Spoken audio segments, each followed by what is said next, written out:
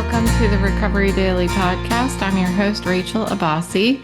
I'm a grateful recovering alcoholic and stroke survivor, and welcome to this beautiful Monday, man. It is totally sunny outside and kind of cool. It's been nice, and I was so looking forward to maybe going to the pool or sitting out on our new back deck. And I slept all afternoon. That's just how it goes. That's what it's like to be in stroke recovery. No matter what you want to do, you got to do what's best for your body. So that's what I did this afternoon, but I do feel better than I did this morning. So that's awesome. And today I wanted to talk about riding out the dark times in our life, like resisting the urge to fix and to flee and to give up. And that's what our reading this morning was about. As I always said, that's what I heard. I don't know what it was about. Maybe it was totally different, but that's what I heard. And those were the notes that I took this morning. There is this urge that I think a lot of us have. I certainly have it, where when something is wrong, I have the urge to try to fix it immediately. And honestly, it doesn't matter if it's with me, if it's with my kids, if it's with a friend. Like, I want to fix the issue and I want to fix it now. It's an emotional reflex, it feels like an instinct to do something. And I think it's because I want to stop the discomfort that I'm feeling as a result of the thing being wrong. It's something that I feel like I've always done. And I think looking back and thinking about this topic today, it feels like it's a character defect. It feels like, although it's with the best intentions that I want to fix the problem, that's not why I'm reactive. That's not why I'm having that response. It's because of my emotions. It's because it's uncomfortable to feel like something is wrong. And for so freaking long before I quit drinking, I lived in that constant state. Sorry, I just ate, and I think I have fried zucchini fritters in my throat. So for so long, I just lived in that constant state of something being wrong, feeling like something was wrong because something was wrong inside of me. And I didn't know how to fix it. And once I figured out the way that a possible solution, going to AA or stop drinking or go to a therapist, all of these things, then it was the question, am I willing to do those things? So, escaping, there's different ways that I want to fix something. I want to fix what's wrong with me.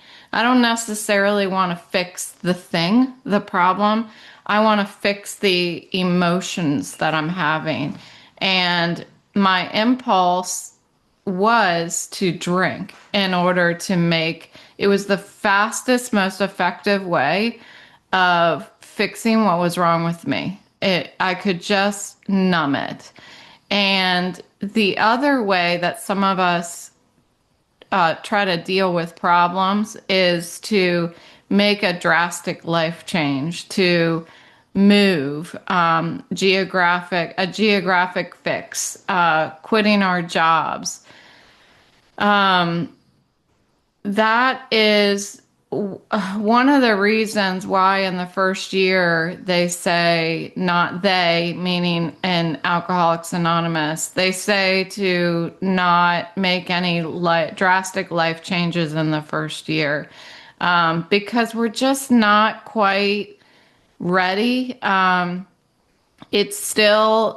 still, I think, having that emotional reflex instead of thinking through things according to the principles of the program. We're not ready yet. I I had a tendency to obsess about a problem, micromanage a problem, but yet I wasn't actually doing anything to fix the problem. Like I was obsessively trying to control something that was completely out of my control. It's bizarre. It's an illusion, I guess, that my mind would tell me. And when I have something that's wrong, and I have this emotional reflex to try to take charge and fix it right away, that is actually, I'm walking away, or I'm turning away from the feeling and the fear and the whatever emotion is coming up from that thing being wrong. Me wanting to fix it as fast as possible, to dive right into it, is actually a demonstration of me turning away from my own emotions. I never thought about that, honestly, until today. Um, so switching gears, this morning the story was one in the big book, and I think it's Bill's story. And it's a well-known story where he's talking about people that living off of the stock market. The stock market crashes, and there were people like jumping from tall buildings and stuff like that.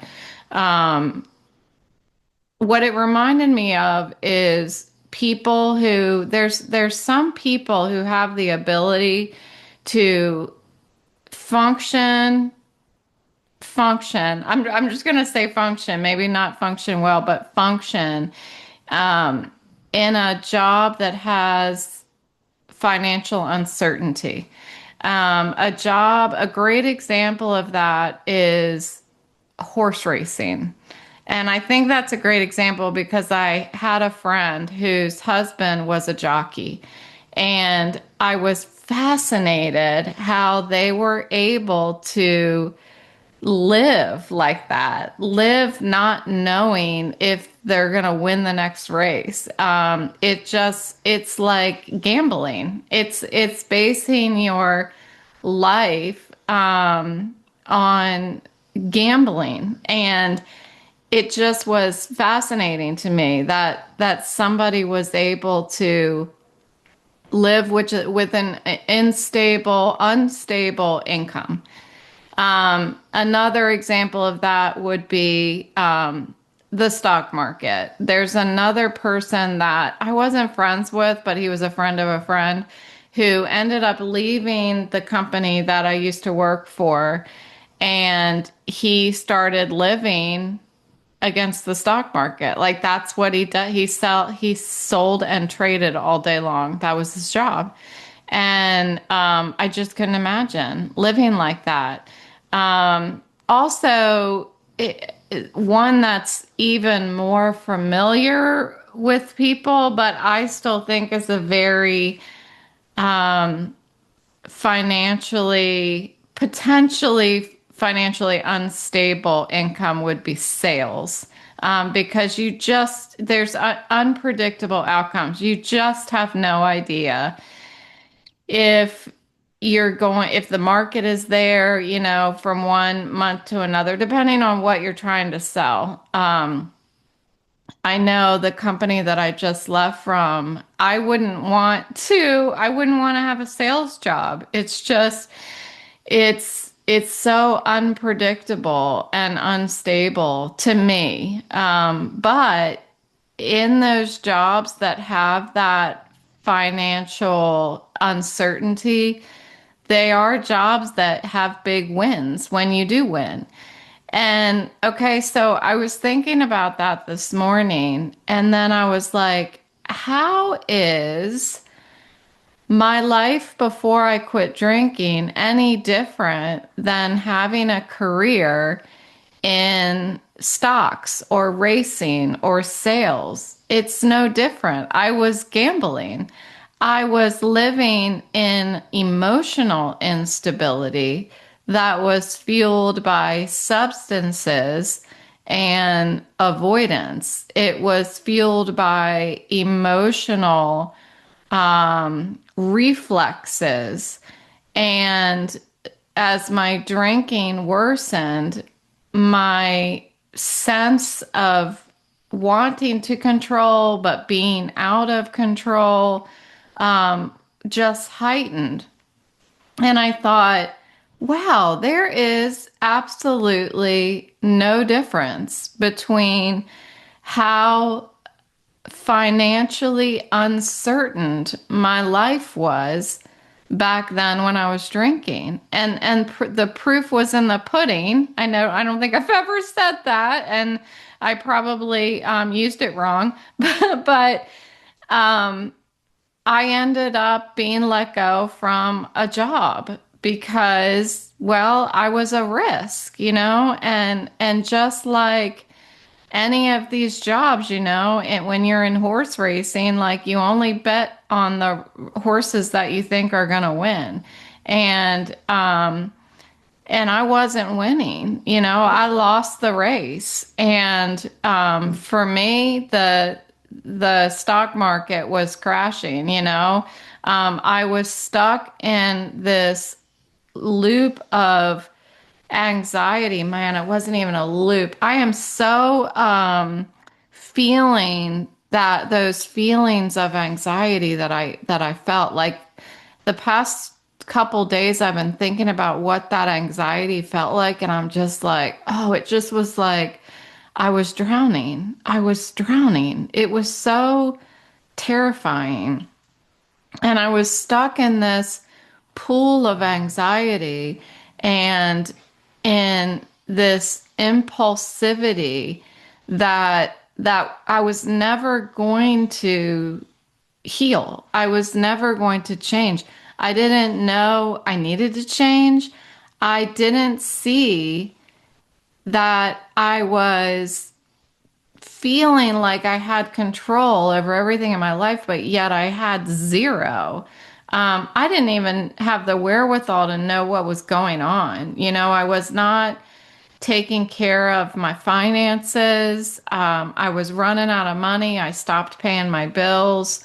I was getting to the point where I was a couple months behind on my mortgage. And why? I was making the same amount of money, if not more, than I had been the year before. But I was spending so much money in alcohol and then in whatever my whim, wherever my whim took me. So that drinking was an escape for me. It provided short-term relief until I began to drink 24/7 around the clock. Then it gave me long-term relief. It it provided me with the I don't temporary long-term temporary escape, but it magnified the instability in my life.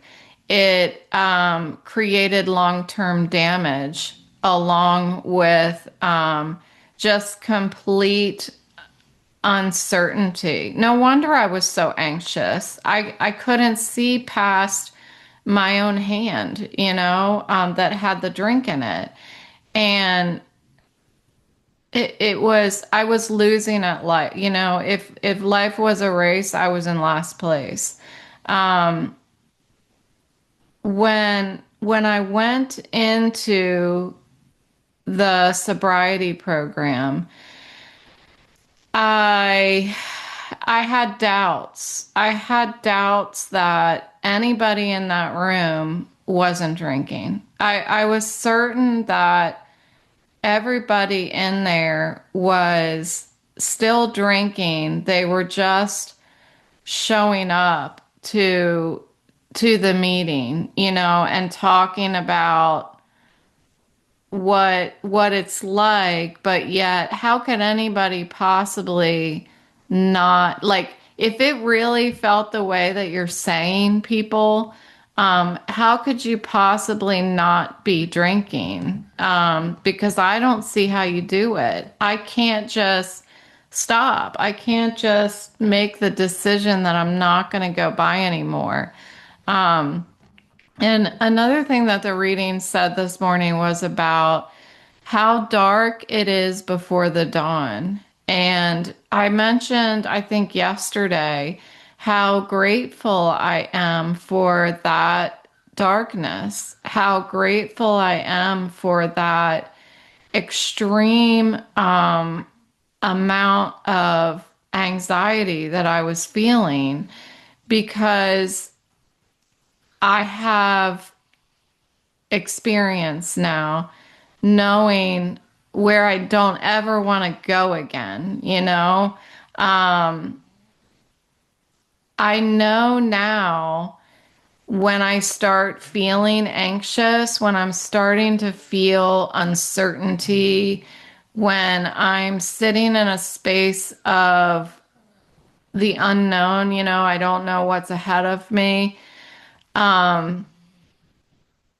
I know from that experience that I'm not gonna die. I know that from experience, if I just do the next right thing, first of all, that's all I can do. All I can do is the next right thing.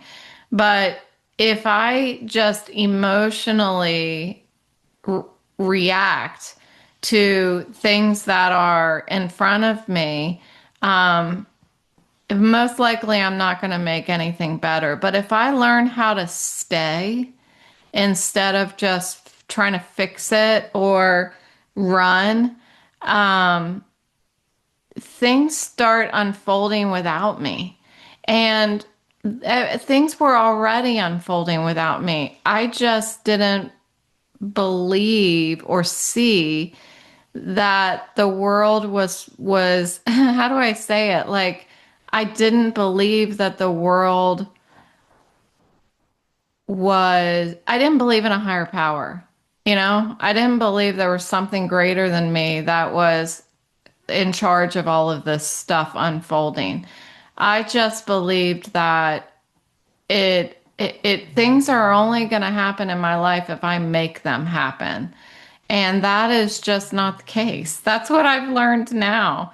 I've learned now that honestly, things happen even for the better if I don't get involved, if I sit back and I watch. I told you guys before about sitting in, this is probably a poor example, but sitting at the dining room table with my mother-in-law and my mom, and we were having tea, and they were talking to each other. And as usual, I was sitting there with this feeling like I needed to chime in on the conversation, like I needed to be a part of the conversation. And I realized when I was sitting there, this experience, I feel like, is going to be better for everybody if I don't inject myself in the conversation. Just sit back and watch these women get to know each other. And it was really nice. I think it was a really nice experience. Like, they know me. They don't need me to give an opinion about everything they're saying. And that is the way that I feel that I'm learning how to face life too. That I don't need to, just when something's happening, something's wrong, I don't need to react. I can pause. I can I can pray, I can meditate. Like I talked about yesterday, I can keep practicing slowing down and replace these impulsive decisions with thoughtful choices. Um, Patience, that seems to be the theme over the past few days. Um, Patience used to feel like I was powerless. But patience is really me choosing serenity over speed, I think. Um, it replaces panic with a feeling of peace that I don't have to I don't have to have life go at Rachel's speed. That Rachel can go at life's speed. And life is a little slower than Rachel's speed is.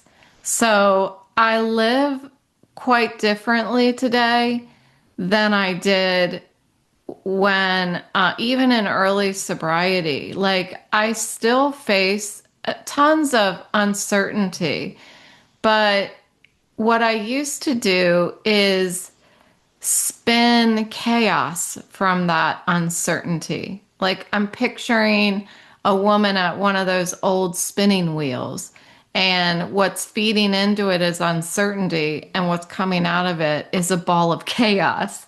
That's what I used to do. I used to just sit at that spinning wheel and spin chaos.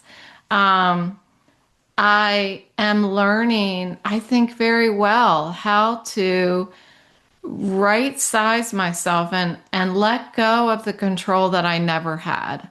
And I talk about that all the time is,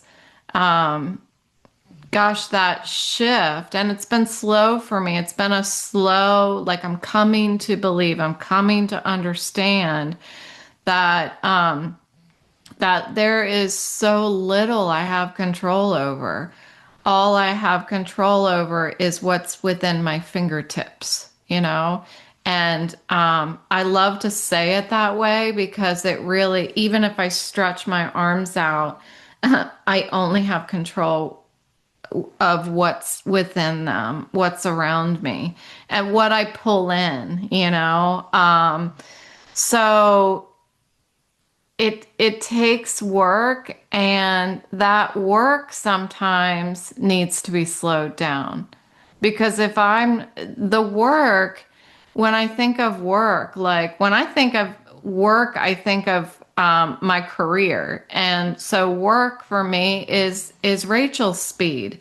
And Rachel's never doing one thing at a time. Rachel is always doing multiple things at a time and trying to solve as many problems and fix as many things and get as much done as possible. Productivity has always been the name of the game for me. And that's not what my life is about now. My life is about enjoy living in the moment, like letting go of all of that stuff. That what like when I say letting go, um, I'm it's just between my ears. It's fascinating to me what our minds can do to us. But when I'm able to practice that, it's like it's like a new dawn of my entire life. And I don't have to run anymore. I can just sit here and let something be wrong. I can and it doesn't mean that I'm not doing anything about it, but I'm thinking of my options and I'm talking to my fellowship. I'm talking to my family. I'm talking to people that, that maybe have more experience than me. And I don't have to figure things out on my own. I don't have to hurry up and wait. I don't have to hurry up and fix things. I can I can live life at the speed that it naturally goes. Like I'm looking out the window right now and it's sunny. It's like 6:30 in the evening and there's little birds flying around and the sun is going down a little bit. It's becoming the golden hour, as they say. It's a little early for the golden hour, but it's that real peaceful feeling, and there's barely a breeze outside. And I'm like, that's the speed of life. That's the speed of life that I want to live at. And if I'm not careful and self-aware, I'm not living at that speed. I'm living at that speed that's I don't know, like a ping pong ball within my head.